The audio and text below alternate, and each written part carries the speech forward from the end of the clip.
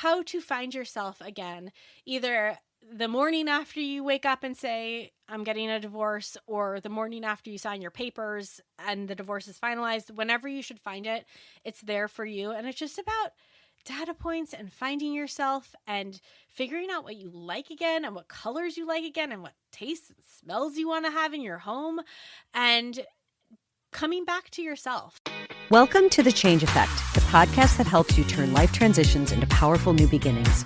One story, one shift, one breakthrough at a time. I'm your host, Noelle Van, an author, leadership coach, and change strategist who spent years in corporate America helping innovators and leaders break through barriers to create success on their own terms. I now work with women to step into change to create a life they love. Whether you're putting yourself at the center of your own story, redefining success, or making a power pivot in your life, career, or business, you're in the right place. Each week, we dive into conversations with trailblazers, change makers, and everyday women experiencing the ripple effects that come from overcoming the fear and doing it anyway, providing actionable steps, practical strategies, and a whole lot of fun along the way. So if you're ready to step up and become unstoppable, buckle up and let's get started. One of the themes that comes up often on this podcast is the idea that life rarely unfolds the way we imagine it will. The plans we make change, relationships evolve, and sometimes come to an unexpected end. What we fail to see in the moment is that the thing we're holding on to the tightest may be the thing that's keeping us from what life is quietly asking us to become. My guest today knows this journey well. Jenny Dreizen has built both her life and her work around helping people navigate life's biggest transitions. From corporate event production to co-founding Fresh Starts Registry, the world's first divorce registry and support platform, Jenny's work is always centered on helping people find solid ground during seasons of change. But Jenny's own story is just as compelling. After ending a 10-year engagement, she joined forces with her sister to create a resource born from their own experiences with divorce and starting over. Along the way, she reconnected with someone she'd met years earlier while traveling abroad, eventually marrying and building a life together in Scotland. She is also the host of the award-winning podcast Jenny Says So, where she helps people navigate life's messier moments with healthy boundaries, thoughtful advice, and a dose of humor to keep things in perspective. Together, Jenny and her sister are continuing that mission through their upcoming book, Divorce Happens, a compassionate guide to starting fresh, sharing the wisdom they've gained from helping thousands of people rebuild after divorce and embrace a new beginning. Today, we're diving into what it takes to start over, trusting the next step, the surprising ways life comes full circle, and what happens when we stop forcing what isn't working and make space for something better. Jenny, it is so wonderful to have you here joining us today. Welcome to the podcast. Thank you so much. What a beautiful introduction. I love when we have people on our podcast reading their introductions. They often cry because it's so cool. And I was like tearing up. It's so cool hearing yourself reflected back at you. We don't really hear that a lot. So I think everybody should get to sit through that. I was going to say, we totally don't get to hear that enough. And I completely wholeheartedly agree with you because you're not the first person to say that. People are like, wow, whoa, I didn't even realize that about myself. Yeah, it's like, I've done a lot. Who is this girl? She sounds great. But thank you for having me. I'm very happy to be here today. Jenny, it's so fun to see you because first of all, I love your story. And I think we're going to be taking listeners through this a bit, but I feel like serendipity is kind of your middle name. I feel like you've had a lot of sort of through threads in your story. And so maybe we could start by just having you give us a little bit of your background, kind of where you grew up. And of course, as you know, I can spin a yarn. So I grew up on Long Island, in a town called Huntington. It's about 1 hour from New York City, on the North Shore of Long Island. And I have an older sister, Olivia, and a little brother, Colin, and another little sister, Tess. When I was about 7, my parents divorced, and it was amicable. Like it was one of the easier divorces, none of them are easy, but it was one of the easier ones. My mom got involved with a man who is still our bonus dad to this day. And my dad had, a relationship that brought us Tess, which was great. And they got along pretty well throughout all that time. And my dad moved into the city and I ended up going to NYU. I followed him to the city. I didn't want to go far, so I moved the big hour. And I went to NYU, and that was great. I studied religious studies and Russian. And after college, I didn't really know what I wanted to do. So I went back and I lived with my mom. We ended up going to Scotland during that year that I was unemployed, which was important later in the story. And I came back and I've cycled through a lot of jobs. I worked at a Unitarian Universalist Fellowship as an administrator for a year. I was a nursery school teacher for 2 years. I was a nanny. And within all of that, I also started doing professional officiating for weddings. So I would marry people. Nice. My first wedding that I officiated was my sister's to her now ex-husband. But it was special to get to do that. And, we believed it was really good that day. We believed everything was great that day. Right. And so I worked in the wedding industry a little bit. And then, I worked in large corporate events, doing badging and activations and later technical production.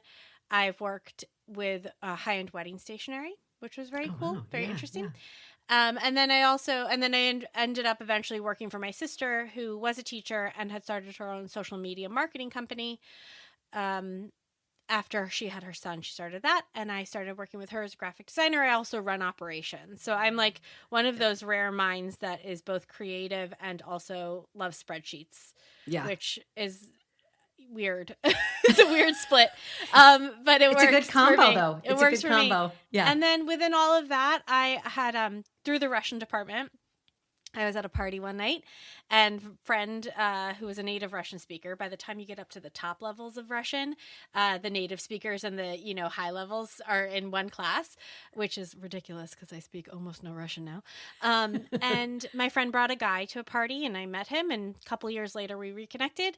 We ended up being in a relationship for 10 years. I mentioned the Russian thing because he had come from Russia when he was about 7, and he was a very nice guy, just not my guy, but we were together for 10 years. We moved in together. We moved into an apartment in Queens together. That was a very sweet little apartment, and I had a lot of fun making it our home. And about 8 years into the relationship, we got engaged, and that was not an easy road to getting engaged. It was a lot of conversations about it, and well, if it doesn't matter to you, then why do you need it? Well, if it doesn't matter to you, then why do you not need it? That kind of thing, circular conversations.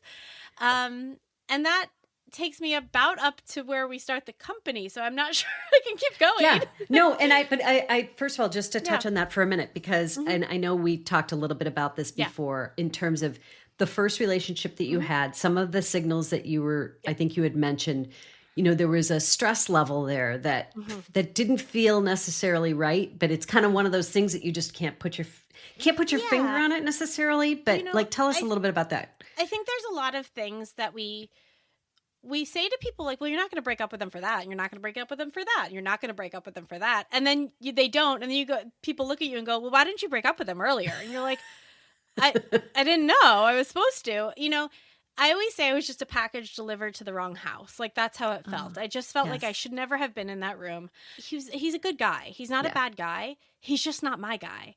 And we were just really misaligned. And I think the problem is when you're 23, I was 23 when we started dating, like, it's hard to know who you are. I didn't know who I was. I mean, my prefrontal cortex was not formed yet, right? Like, I didn't know who I was. And so there was a lot of misalignment. And he would say to me, well, maybe we're not on the same page, but we're in the same chapter. But the problem is, like, at some point you have to get on the same page. And so, moving in together was like a year of me being like, let's move in together. And him being like, well, first I want to live with my friends, but then doing nothing about doing that, sort of. And so it was a lot of stress of like, I felt like I was constantly the one that was like moving things along and pushing things along. Right. And that's not a good feeling, right? Nobody wants to be that. And also simultaneously, like, I'd say he's the gas and I'm the brake. You also don't want to be the joy kill all the time. And the one that's like, well, I don't think we should do that. I don't really want to go hike the Appalachian Trail for 3 weeks. He went, and so you just don't want to be that person that's always sort of at home and the buzzkill. And I would say to him, I feel like the buzzkill, and he'd go, well, stop being a buzzkill. Easy solution. Yeah. So there was a lot of stress about moving forward. And I think I mentioned this to you, like all of those things that kept me up at night wondering, worrying, are we going to get there? Are we going to grow? Is he going to grow up? Is he going to get on board with me? They just sort of evaporated the day we broke up. And it's so funny because I spent so many years worrying about them, and it turned out I never had to, like, because none of it was going to happen anyway. Because, that relationship was never going to last. Okay. So did you break up when you broke up with him? Was this pre-pandemic? Was this before the okay? No, it was a year into the pandemic. So we, my bridal shower was the first weekend of the pandemic. It was March 8th, I think, right then. And I remember my aunt was like, this thing is happening. And my mom and I were like, do you think sick people are going to come? Like, what kind of people do you think we know? And like, now we know, obviously we didn't know. And it was crazy. It was a crazy time. So I had my wedding was set for May 2020, May 16th, 2020, had my bridal shower. It was like March 8th, I think. And then my ex was away. He was on a holiday. He'd gone skiing or something. He came back. He got the company that he worked for. We had worked for the same company. I just freelanced for them at that point. He came back and they did large scale corporate events in person. So that was dying. I thought the company was going to fold. They're still around. And I think he still works for them. But they fired him. He came back and got fired almost immediately. So now we're in a pandemic. We're home together, and it was actually fine. Like, we were fine together. It wasn't like a fighty relationship. It was fine. I was still working remotely, doing large corporate events we were doing a lot of, remote shoots and stuff like that. It was at my computer all the time. And then I started working with my sister. He wasn't really working. He started working with a few companies. We lasted a year. I don't think it was the pandemic that split us up.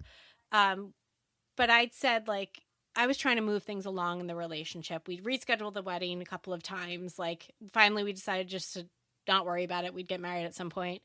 And we were it just wasn't working. And the sort of the conversations about the relationship were escalating in frequency.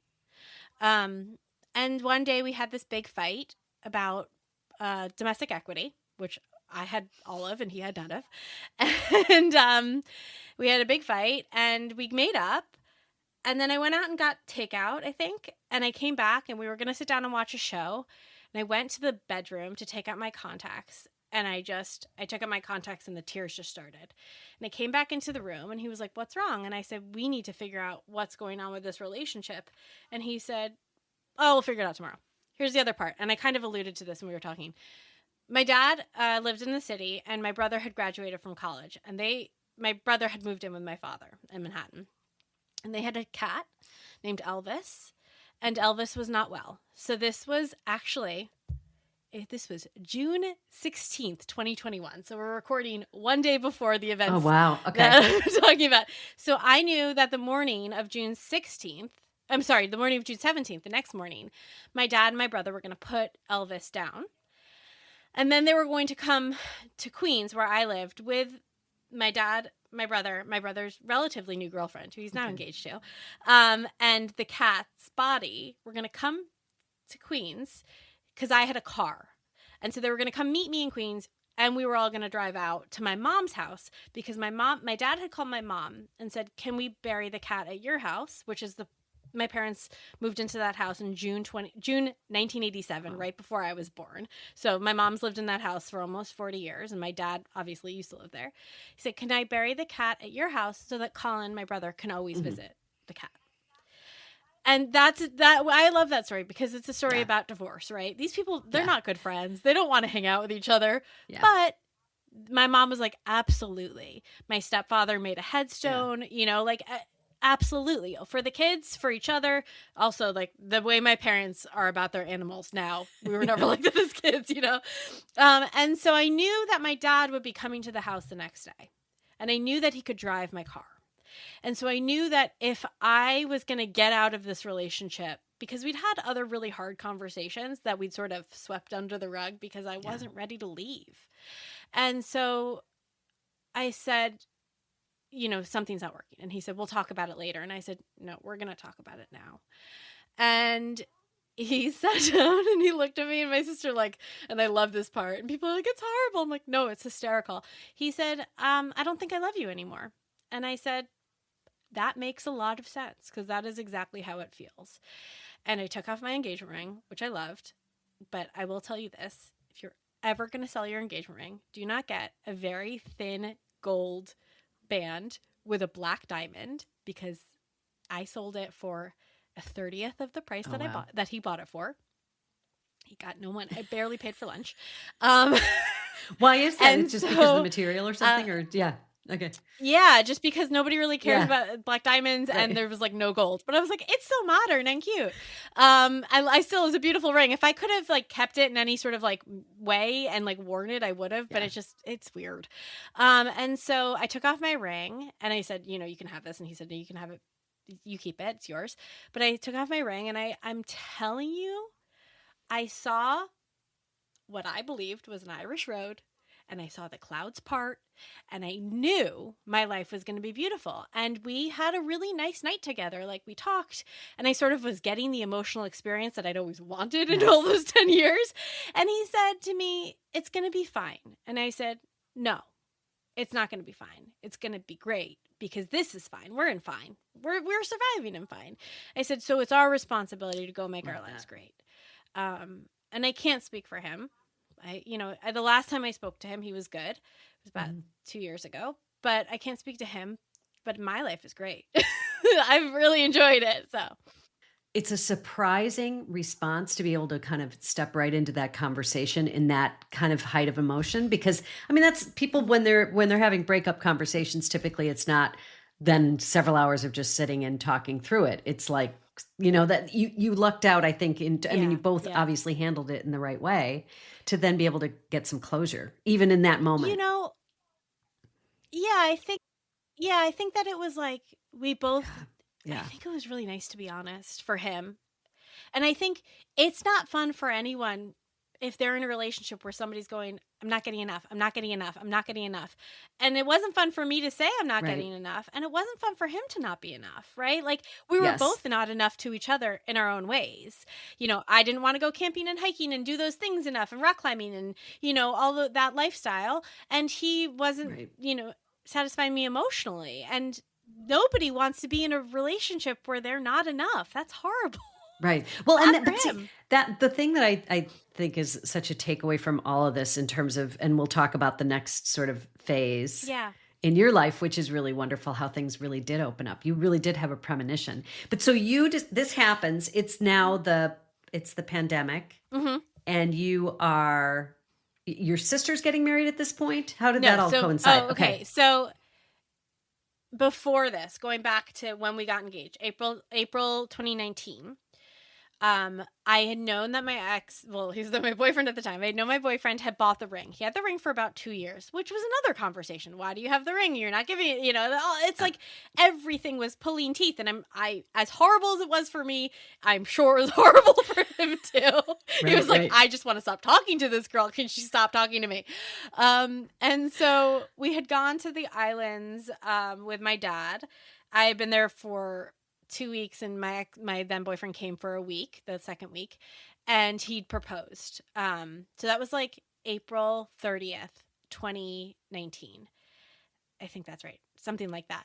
I came back, and almost 2 weeks later, exactly, my sister called me and said, I was in Queens and she was on Long Island. So again, about an hour away. And I was coming out for a dentist appointment. My dentist was still in our hometown. And she said, I think my marriage is ending. And Olivia got married in 2011. She got married right after marriage equality passed in New York. So I was always proud to say, like, I only ever married people after marriage equality passed. Nice. And she had 2 little boys. She had a 5-year-old and a 3-year-old who was just about to turn 3.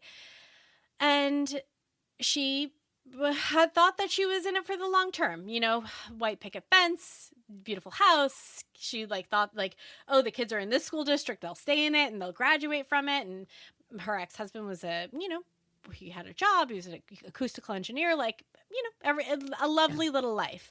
Yeah. And you see things, or you're like, but also I'm like, maybe I'm just being annoyed by my brother-in-law. Brother-in-laws are annoying. It's fine. And she wouldn't want to be with my partner, and I don't want to be with her partner. It's fine. Yeah. And so she calls me and she said, I think my marriage is over. And I said, what are you talking about? And I got in the car and I started at, no, it's not. You're being goofy. And by the time I pulled up to her house, I ended up driving straight to her house. I was like, I was still on the phone getting out of the car. And I said, you have to go to counseling. Like, that's what has to be done. And we'll have to figure out how to get you out of this. And her husband came home that night and said, I'm leaving. They had a big fight and whatever, one of those marriage ending fights. Mm-hmm. And it's interesting. My parents all said, you have kids, you're going to go to counseling. You're going to try to figure this out. You don't just get divorced, And this is from family. My grandparents are all divorced. My parents are divorced. Like, we support divorce, but you do your due diligence. And that was not the reaction from the other family. They were very happy to have him back. And so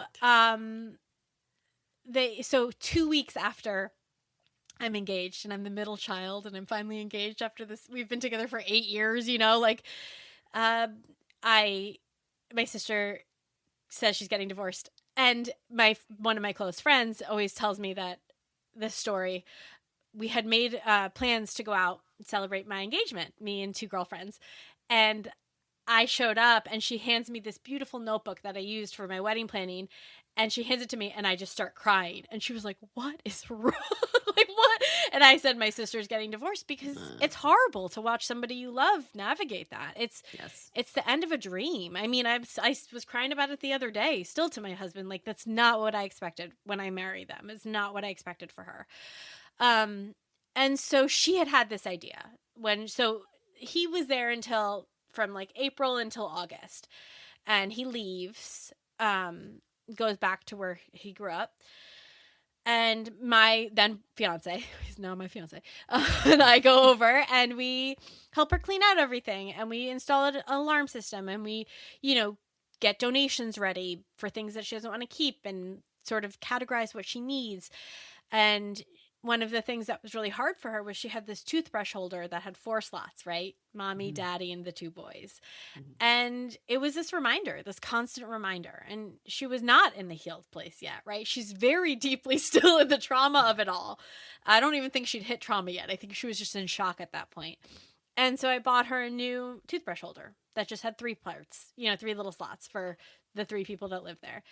And she went and she wrote this idea down. She journaled this idea that she wanted to have a place for people to get support and education and resources when they're going through divorce. And she wrote down, I want to call it Fresh Starts Registry. And by that point, we weren't even working together. By that point, the pandemic hadn't even happened. I was on the road a quarter of the year in Vegas and California working on shows. And she said, I want to build this. And I said, I don't know how to build that. I'm a graphic designer, not a web developer. We don't know if we work well together. The last time we worked together, we were like 9 and 11, and we sold cards to the local art museum. Mm-hmm. And I can't have rent. I can't just so I said, table it. And so she did that. And then I wake up on the morning of the 17th and my father comes with the cat, and my ex and I fill up the car as much as we can. And, my brother and Bridget come and we drive out to Long Island and we have a beautiful ceremony for the cat. And I cry and, my dad brings bagels and I'm sort of bouncing between my stepdad and my dad and crying and my mom. And I found an apartment really quickly, really close to my mom, about 5 minutes down the road. Beautiful. It was a house from the 1800s, the first floor of this house. It was gorgeous. None of the floors were even. None of the windows opened. It was definitely illegal in a lot of ways. My landlady was like, can you get a P.O. box? Because we get too many people with mail here. And I was like, I'm paying you $3,000 a month. No, I'm going to be getting my mail here. Thank you very much. And I'm sort of sitting in this empty house with just the Wi-Fi set up. My laptop on my lap, and I'm adding everything I need to a cart. A mattress. I walked away from my ex with just my clothes. I didn't want to interrupt his home. That's how I felt. Like, I took anything that was my grandmother's because I have a lot of her home good stuff, but I had no furniture. I had no sheets. No blankets, no pillows. I don't think I brought my pillow back with me. No towels, nothing. No, not a cup, not a plate, nothing. Wow. And I'm adding everything to a cart, and it was about $10,000 worth of stuff. And I thought, this idea that my sister had of supporting people when they need it the most with the divorce registry would be really helpful right now. Which, we both didn't have them, and we think that they would be helpful. Right. And so I called her. I hit buy and watched my credit card bill fly. And I called my sister and I said, I think that we should bring this idea back. By this point, we'd worked together. That was sort of proven. And I said, I think we should bring this idea back. And I got a table. I built the table, and we built the company at the table. And we launched in August 2021. I want to talk to you a lot about the registry, but I want to go back a little bit because we have to finish your story. Yep. So tell me a little bit about how things transpired then after you got the P.O. box, you got the mailbox. I didn't get the mailbox. I said, absolutely. I said, I paid you way too much money. I'm not getting a P.O. box on top of that. So I had mentioned my mom and I had gone to Scotland. That year that I wasn't working was great. I was in a bad relationship. Right after I graduated from college, I was in a bad relationship with a guy I should not have been with. And I went to Paris with my dad for New Year's. And then my mom and I went to Scotland in March of 2010. My brother was in school over here. So we came. And one day my mom is an artist and wanted to go see a lot of art. So one day we were, walking on Princess Street, and we walked into this museum, and there was a very attractive man that was sitting there. He was an invigilator is the position, which means that his job is to honestly be charming and talk to people and tell them about the art. And so my mother walked right over and started talking to him. And my mom's like, I've never seen you look like that before. You were struck. You were just you couldn't even speak barely.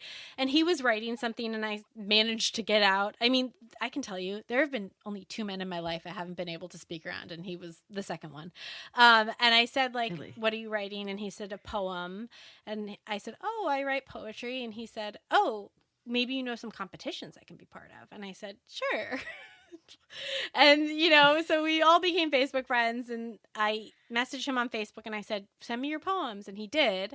And I was just mortified because his poems were really good. And now I know those poems went on to win awards.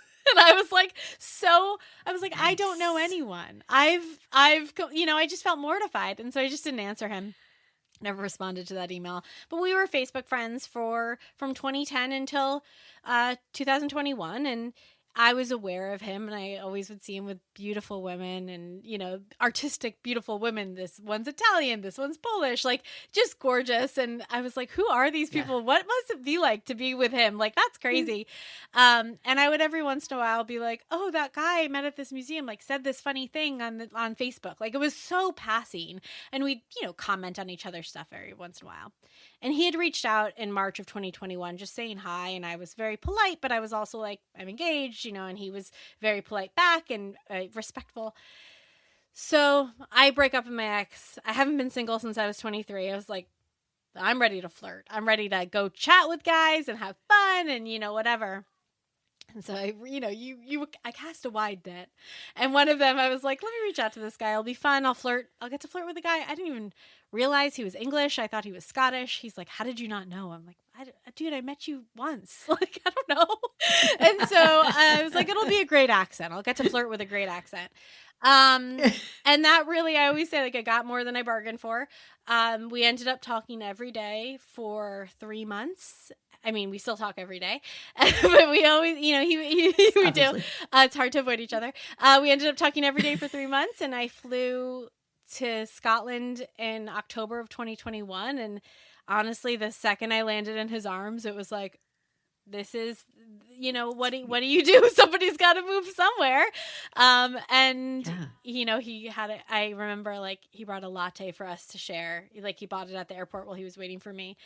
And I just remember thinking, I'm sharing a coffee with him. It was so exciting just to share a coffee with him. And he brought me back to his flat. I stayed with him for 2 weeks, which is the apartment that we're in now.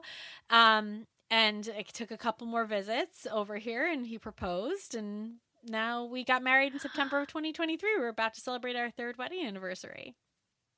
Oh my gosh. See, I love the story. I could hear that story. I could tell it 10 times. 10 I plus. love it. I tell it a little different every time. Like I love it. It makes me so happy. I mean, and it was definitely one of those moments where I was like, people are going to think I'm crazy, and I don't care, because it doesn't matter what everybody else thinks. It only matters, how I think of it. And it's funny too, because like, I know it was weird for my friends and my family at first, but I think when they saw how happy I was and they saw how self-secure I was, and as friends have been meeting him, they're like, oh my God, he's amazing. They're like, you undersold him. I'm like, well, I'm not going to sell him too hard. I don't need to. Like, he can speak for himself. Right. And yes. I think people can just see, like, I've flourished since I've been with him. And I think that that's a beautiful thing. Yeah. Well, and what I was going to say too is what a contrast, right? It's not until you have that one relationship that there's something that is missing. And like you said, nobody's fault, right? It's just a mismatch. And then something that feels so right that it just kind of warps time. It does. And it's funny you say that. There was like one night when I was here, I was visiting. I think it was in January. I came for 3 weeks. And we were sitting there and we looked up at each other and we said, did you just feel time slow down? And it was like all of a sudden we both felt time like literally warp. It was very weird. And it's like that. I couldn't have predicted it would have been, a guy that's 9 years older than me, raised in a completely different country than me. Like, we have very different backgrounds. And so it's so weird because it's like, that's my person. That's the person I was always supposed to be with. And I think, the contrast of like, for both of us, of like, oh, these other relationships really weren't right.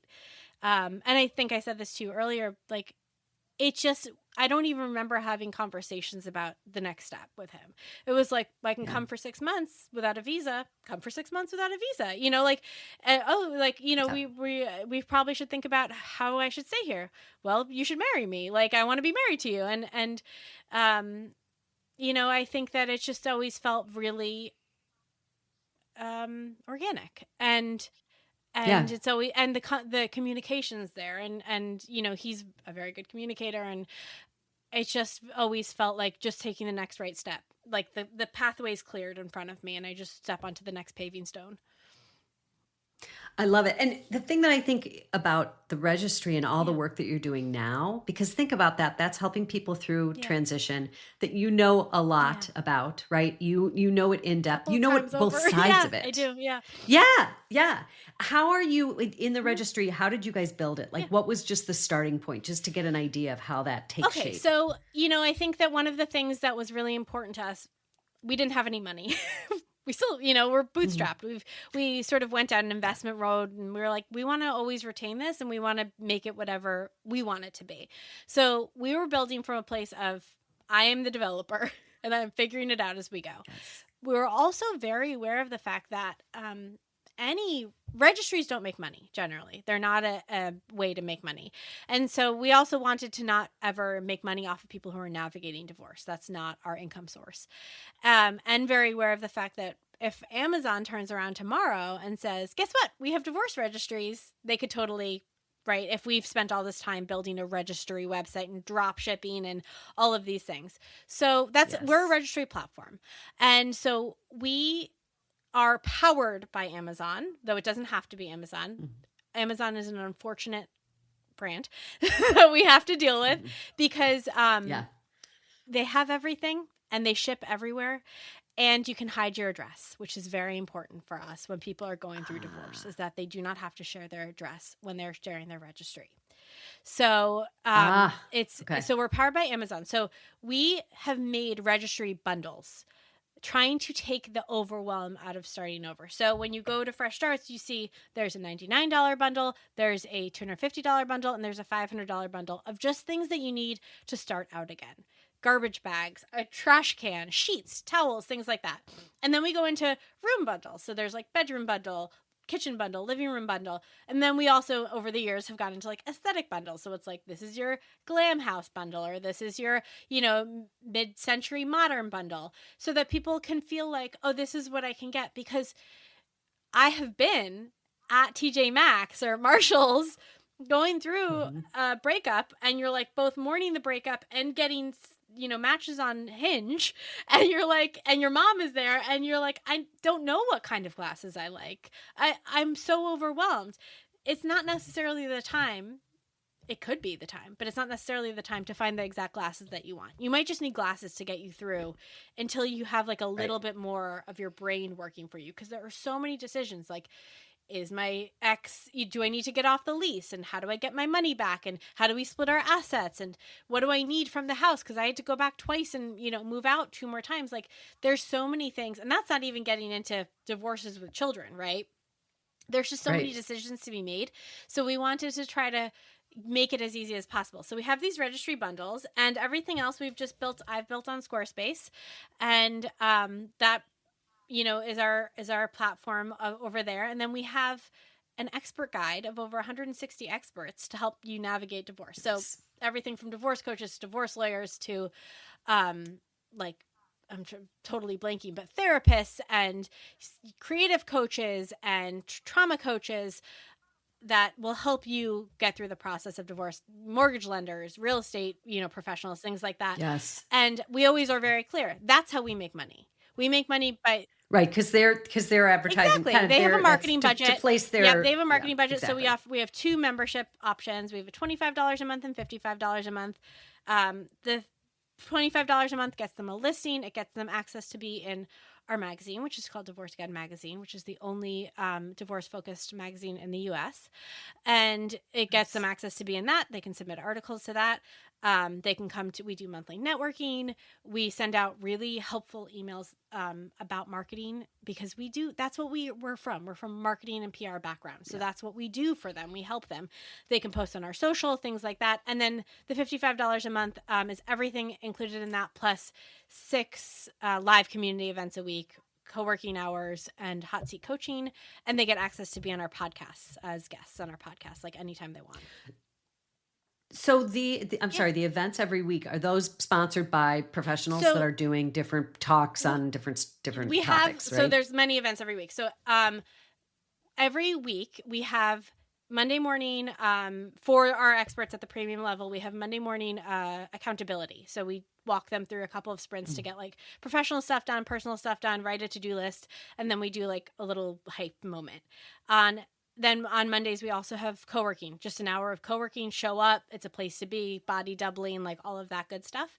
On Tuesdays, we have hot seat business coaching. So experts come, and they can ask us any questions, Olivia and I, any questions they have about marketing, business, what to do, hard clients, things like that. We do that Tuesdays and Thursdays. And then on Wednesdays, we have co-working again, and Fridays, we have co-working again. And we do pretty much once a week, we have one of our experts hosts an event with us that's open to the public, totally free. And if you want the replay, it's on the website, or you can sign up for it. And we made a concerted effort starting in January. I said, I don't want to do any more ticketed events. It's just too hard to sell ticketed events. And we were selling them to professionals. We weren't even selling them to people that are navigating divorce. I said, I want to do more things with our experts, and I want to offer more free things to people who are navigating divorce. So that went from 2 events a month to 5. So now we've been doing, it's once a week. I mean, it's beautiful. And so every week we have something great to offer. And those are all on the website. If you don't want to share your email with us, you don't have to. Like, we are so not in the business of commodifying people who are going through divorce. We have free ebooks of about how to get divorced as a stay-at-home parent, because nobody's talking about that. What do you do when you don't have any money? Like, literally, what do you do? How do you get divorced? Right. And what to consider when you're considering divorce, and 250 questions to ask divorce professionals while you're navigating divorce. Like, basically, how do you vet these professionals? All of those are available on the website. You can download them. I'm not trying to get your email through those things. Like, I don't care. Right. I want people to have the support. So what you guys have, obviously the registry and all the professionals have, as you put all of this together, like, what has been the response to the registry? Are they amazed at how much their friends kick in? Like, I think divorce is such a complex situation for people if you're going through it, I'm sure is one. And then friends of people that are going through it are, you know what I mean? It's like everybody kind of has this different role to play. So I think that's a great question. I think that one of the things that we were really passionate about is bridging the gap between supporters and those who need support, right? One of the things I noticed during my breakup was that people wanted to buy me things and they wanted to help. And so we always say, like, there's so many ways to help people for free, right? Come break down boxes. There's so many boxes when you move. Come build furniture, call their kids so they can, on FaceTime so they can go call a divorce lawyer. There's so many ways. But also sometimes you want to buy something for somebody or you want to participate. You know, one of the things that I love is that I can look around my home and I know, like, this person got this for me, or this was my grandmother's, or even like when my friend Jen was visiting, she bought instant coffee. She gave it to me when she left because she was like, I'm not bringing this back. Now, every time I buy instant coffee, I think of Jen. Like, I have all these reminders around my house of the people that love me and I feel so supported. And so that was really important to us. And so that was sort of our goal. It's been, you know, it's been so interesting because most of the feedback is like, this is amazing. This would have, my grandmother would have loved this. This would have saved my life. How can I help? How can I get involved? How can I support people? And I think that, you know, that's what we expected. What I was surprised by was people going, I'm not going to buy you cereal bowls. I'll buy you a bottle of wine. And it's like, to me, it's so funny because I believe that people who are navigating divorce or fresh starts deserve dignity. And part of dignity is saying what you want and deciding what you want. And I think it's funny that people think they can dictate what support is. And we're all about meeting people where they are, right? So, like, that's nice, but, like, they still need something to eat cereal out of. And it's okay. And, like, by the way, it's okay if you don't want to support them that way. But that's a weird thing to say, generally, is, like, they don't deserve to choose their support. I've also been surprised by the feedback of, they should give me my gift back because their marriage didn't work out, you know, their wedding gift. And to that, we are always like, you know, most marriages last 15 years. Most people getting divorced are like getting divorced after 15 years. This isn't like, they don't have that gift. They probably broke, you know? And I think, and I it's always funny to me because it's like, if you're giving gifts for the quid pro quo of it all, I don't think that you should. I think it's okay that you pass on that wedding. If you don't want to go to that wedding joyously and show up in the spirit of a wedding, that's okay. You don't have to go. Like, I'm big on, you're allowed to stay home. An RSVP request is not a demand. You know, like, nothing is mandatory. We just want to show up in good spirits. You know, we are all living our lives. You know, everybody is going through their own journey of and oftentimes I think people try to, like you said, it's the control over how somebody is going to experience something. And in general, it's like, this is all goodwill here. Like, let's just give each other goodwill. And I think I always say too, like, I don't believe you. I don't believe you when you say that to me, because I don't believe that if your sister came to you and she was going through a divorce, you'd go, well, I'm going to get you wine, not cereal bowls. I think you'd say, how can I help you? Anything you need. And I think that it's something people say to somebody on the internet who they don't understand their business model. Because often we're like, you know, we get attacked. People don't understand our business model. They think we're making money off these people. They think we're making money off the registries. That's not how we're making money. We're doing that part of the business because we want to. You know, we have something called registry fairies. So if you build a registry with us and you submit it to the registry fairy might buy you something. And now, I used to be the only registry fairy, and that was wonderful. And I loved doing it because I would get registries from people and I would get to go buy them something. That's the company actively losing money on each registry that comes in. Right. And somebody emailed us and said, I'd love to participate. And so I added to the registry fairy thing. I said, is it okay if we share this with the community registry fairies? We have 85 registry fairies and counting now, which is amazing, right? I love that. And people have told us it's the best part of their week. And when you sign up to be a registry fairy, so when you submit your registry, I make no promises. There are no guarantees. You might get something. You might not get something. I always want to make sure people know that. Yeah. But when you become a registry fairy, we send you 1 to 2 registries a week. There is no obligation to buy anything. You do not have to tell me if you are. You don't have to tell me if you're not. You don't have to say, this is a bad week, I can't afford. You can just buy something or not.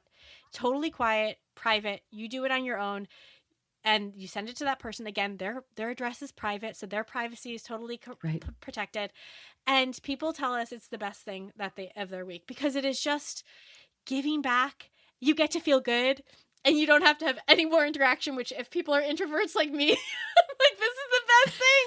I don't have to tell anybody. Nobody's thanking me. And then I have to say, you're welcome. And it's awkward. It's wonderful. Now, is this women and men? Part of this? It's women and men. Okay, good. I was just going to say, like, 'cause everybody's invited. I didn't know if this was an all women's registry, if it was all men's registry, because I was going to say it's what a great way for people to support each other. But now, okay, so you and your sister you're writing a book. Are you co-writing the book? We are co-writing the book. We're going chapter by chapter. Okay. Our editor didn't think it was that funny when I said, should we do word by word? She gave a polite chuckle. Yeah, we are writing a book. It is called Divorce Happens, A Compassionate Guide to Starting Fresh. Yes. And it is all about sort of how to find yourself again, either the morning after you wake up and say, I'm getting a divorce, or the morning after you sign your papers and the divorce is finalized. Whenever you should find it, it's there for you. And it's just about data points and finding yourself and figuring out what you like again and what colors you like again and what tastes and smells you want to have in your home and coming back to yourself, because I believe we're all in a constant state of becoming, but definitely after a major breakup or divorce, it's really hard to remember who you are sometimes. Yeah. It's just that navigating as an independent person can be, and especially if, like you said, if you have that approximately 15 years that a lot of people are involved in. I mean, and it's, it runs, I'm sure, the gambit. It's not that that's the only time frame, but if you're with somebody for 20 years of your life, even more so, where you're like, okay, I am now going into a completely different phase of my life. And you're especially like added to that, if you're a parent, which I am not, like it can be very hard to remember, like, what do I like to do? Yes. And so the book is about that. It walks you through all of that. Yes, we're writing it chapter by chapter.